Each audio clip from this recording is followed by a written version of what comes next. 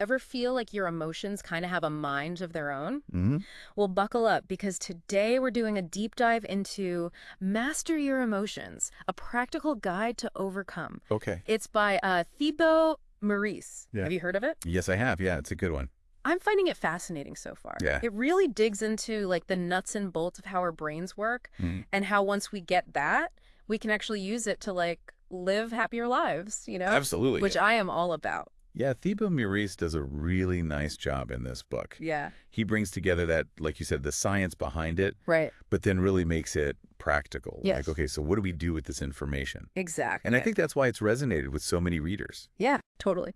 One of the things that really jumped out at me right off the bat was this whole idea that our brains, they're like ancient operating systems, right? Yeah. Trying to run this like 21st century software. Right. Like we're trying to use a flip phone Yeah. to like navigate the metaverse. Exactly. And it's like no wonder things get glitchy, right? Exactly. Like our fear of rejection, which, okay, back in the day, that was probably pretty crucial. Oh, yeah. Survival mechanism. Right. Like don't get kicked out of the tribe, Exactly. But now it's like Right. that same fear is what keeps us like scrolling on Instagram, Yeah. comparing ourselves and like Totally. feeling totally inadequate.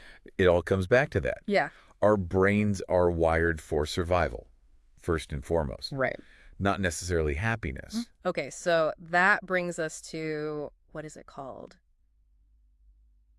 Negativity bias. Yes, negativity bias. Like Velcro for bad vibes. Exactly. Our brains just latch onto those negative experiences so much more strongly Oh, yeah. than the positive ones. Ugh.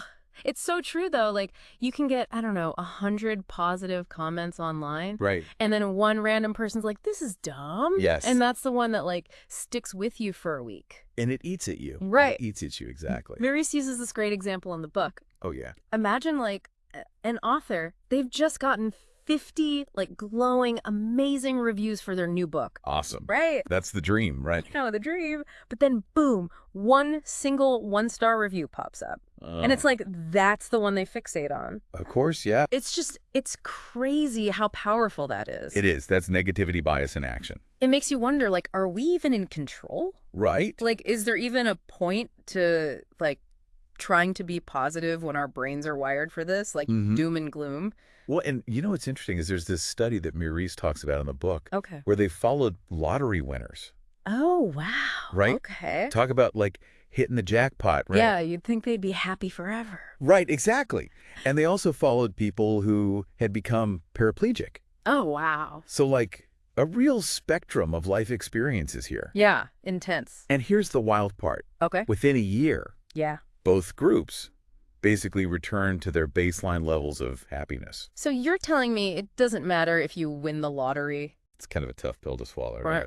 or something like really terrible happens. It really makes you think about what actually determines our happiness. It does. Like, are we all just stuck on some predetermined level? Yeah, that's a little depressing. Well, it's not all doom and gloom. Okay, good. This is where the concept of hedonic adaptation comes in. Hedonic. Okay, big word. Essentially, it just means our brains are incredibly adaptable. Okay. They adjust to new circumstances, both good and bad. Think about it. That brand new car smell Right. fades eventually. Yeah. That thrill of a promotion, it levels out. Our brains just get used to it. Okay, so that makes sense.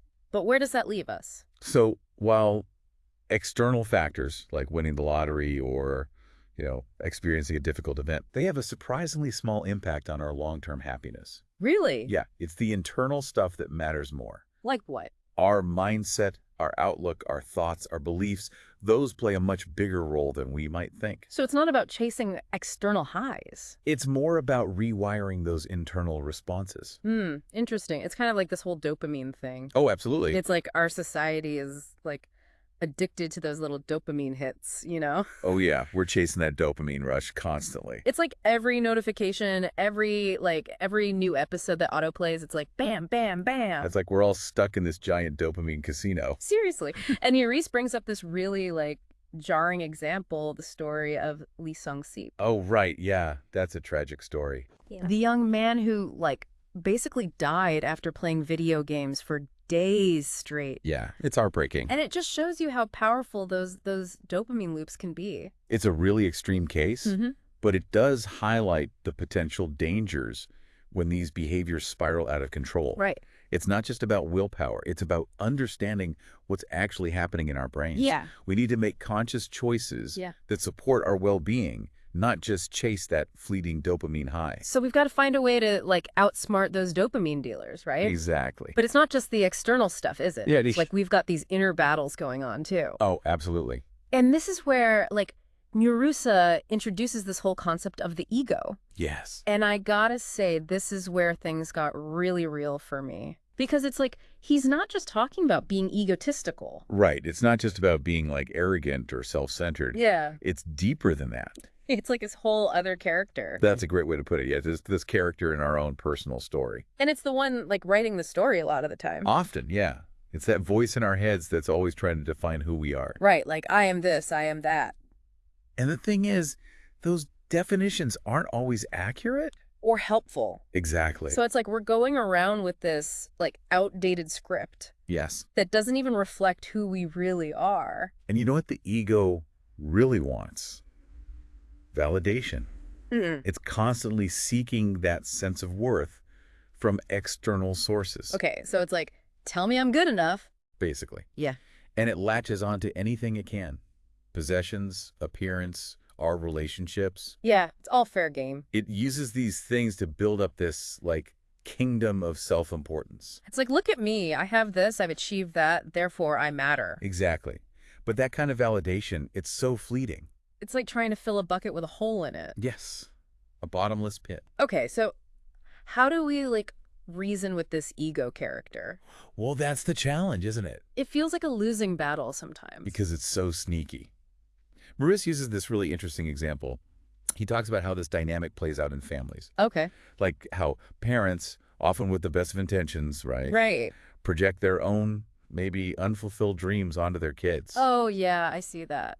It might look like pushing a child towards a certain career path. Right, right. Or placing a huge emphasis on achievement, you know. You got to be a doctor lawyer. Exactly. And it often comes from a place of love, for sure. Of course. But it can also stem from the ego's desire to kind of live vicariously through someone else. Oh, that's so interesting. To validate its own choices or the path not taken. It's like, go be successful so I can feel successful. Yes. Wow. And that need for validation, it's everywhere, right? It really is. We see it constantly. It's like the comparison game on social media. Oh, absolutely. This pressure to have the perfect body, the perfect life, it's exhausting. Exhausting. And ultimately, it's an illusion. Right. Because none of it is ever enough. Never enough for the ego. And you know what's interesting? Maurice also talks about how this ego-driven need for validation, it even ties into our beliefs. Oh, absolutely. Like our religious beliefs, our political beliefs, even just our strong opinions about things. Because when we let our ego get too attached to a belief, we start to feel threatened by anything that challenges that belief. Oh, that's so true. It's no longer about being open-minded or seeking truth. It's about protecting that fragile sense of self that we've built around those beliefs. It's like if you disagree with me, you're disagreeing with who I am as a person. Exactly. Which is kind of a dangerous place to be, right? Because it can lead to these really deep divides. Like we see it all the time, religious conflict, political polarization. Right, everyone's so dug into their own trenches. Because when we identify so strongly with a particular belief, we stop seeing the other side as human beings. Right. We see them as threats. And the thing is, we all do this to some degree, right? We do. Maybe not on a global scale, Right. but in our own personal lives, our own little ways. Like clinging to certain beliefs about ourselves. Yes. About other people, about how the world should be. And we cling to those beliefs even when they might not be serving us anymore. Right, even when they're causing us pain. Because the ego would rather be right than be happy. So much to unpack here, huh? It's like we're learning all these things about how our brains work, and it's kind of overwhelming, right? It can be a lot to take in, that's for sure. But that's the thing. Awareness is the first step. Okay, so once we're aware of it, then what? Well, that's the million-dollar question, isn't it? Right. Maurice definitely offers some practical advice in his book. Okay. Like actual practices we can use Yeah. to kind of work with all of this. But if I had to sum it up, like the real key takeaway is how do we shift Yeah. from that external validation Okay. to cultivating a sense of worth that comes from within? Right. Because that's what we've been talking about, right? Exactly. Our ego's always looking for that, like pat on the back. Yes. It wants to be right. It wants to be liked. Right. More, more, more. Exactly. So Oh. how do we break free from that? How do we find that deep sense of worthiness Yeah. that doesn't depend on, all those external factors? Right, because that's the thing. It's like Yeah. you hit the goal, you get the thing, and then what? Right. It's never enough. Never enough. It's a journey, not a destination. Right. But it starts with recognizing those ego-driven patterns Okay. and then consciously choosing Yeah. to step off that hamster wheel. It's so easy to get stuck on, though. Oh, it absolutely is. We've Yeah. all been there. But luckily, there are things we can do. Like what? Well, Maris talks about practicing mindfulness, Okay. self-compassion, even just journaling Right. can be really helpful. Just to kind of yeah. Just to become more aware of those thought patterns Right. and start to kind of untangle them a little bit. Yeah, because it's so easy to get caught up in that current, Absolutely. It's like we're on autopilot sometimes. And we react from that place of, fear and insecurity. Totally. Yeah.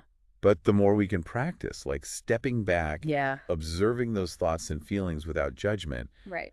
the more space we create. Yeah, like a little breathing room. Exactly. Yeah. And that space, that pause, that's where we find our power. Oh, I like that. So it's not about, getting rid of the ego completely. Right. It's about learning to work with it, to not I let it hear. run the show. This has been amazing. It's been fun. I feel like we've just scratched the surface, though. We really have. There's so much more to explore. Well, for our listeners, if you want to go deeper on this, Yes. definitely check out the book, A good one. Master Your Emotions. It's by Thibaut Maurice. Thibaut Maurice, yep.